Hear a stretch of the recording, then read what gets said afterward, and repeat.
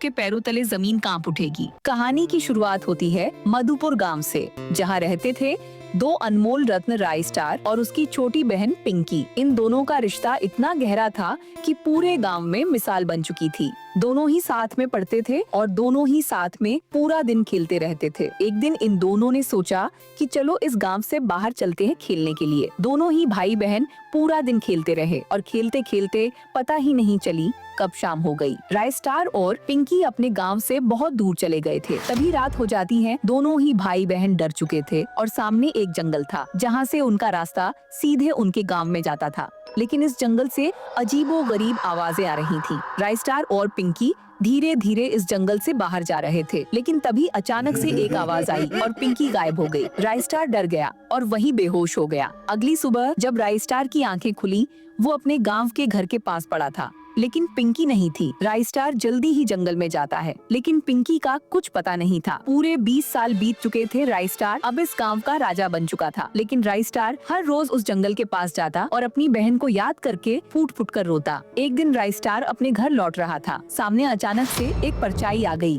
परछाई बोली, तुम पिंकी के भाई हो ना? राय स्टार चौंक गया और वहीं गिर पड़ा। राय स्टार बोला, लेकिन तुम्हें कैसे पता? परछाई बोली, तुम्हारी बहन White 444 नाम के एक गुंडे ने पूरे 20 साल से कैद करके रखा है। वो काली घाटी की ओर रहता है। वो एक लुटेरा नहीं, वो एक ऐसा डाकू है जिसके पास मौत भी जाने से डरती है। अब आने वाला है वो वक्त जब बरमूडा की जमीन फिर से कांपेगी। राय स्टार और White 444 दो नाम नहीं, दो तूफान हैं। आग की लपटें होंगी, गोलियों की बारिश होगी और बीच में होगा एक खून से सना मैदान, जहां या तो जीत लिखी जाएगी या मौत। याद रहे, एक सेकंड के लिए भी चैनल से हटना मत, वरना कहानी अधूरी रह जाएगी। तो सब्सक्राइब कर दो अभी और कमेंट करो पार्ट 2 और अपना प्यारा नाम जरूर बताना।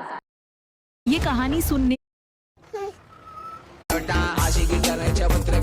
गैंडा दांत फाड़कर लकड़ी में छेद करता है। मजनू लकड़ी को देसी थार आपलरा সব পাবজি খেলে এখন ফ্রি ফায়ার চলে আমরা ফ্রি ফায়ার খেলি তগো কেন পাছা জ্বলে।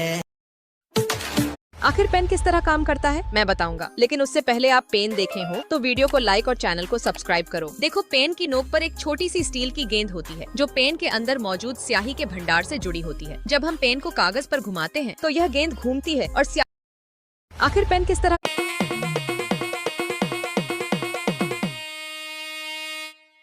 लागे माफियास कदे जेल कदे बेल लागे माफियास बड़े बजे बारा।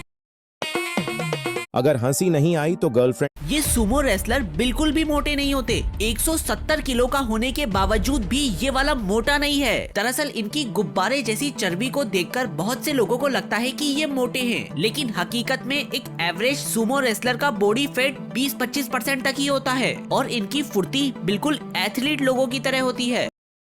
ये सुमो रेसलर। अगर हंसी नहीं आई तो गर्लफ्रेंड का फेस रिवील कर दूंगा। आयुष और करण पूरी क्लास में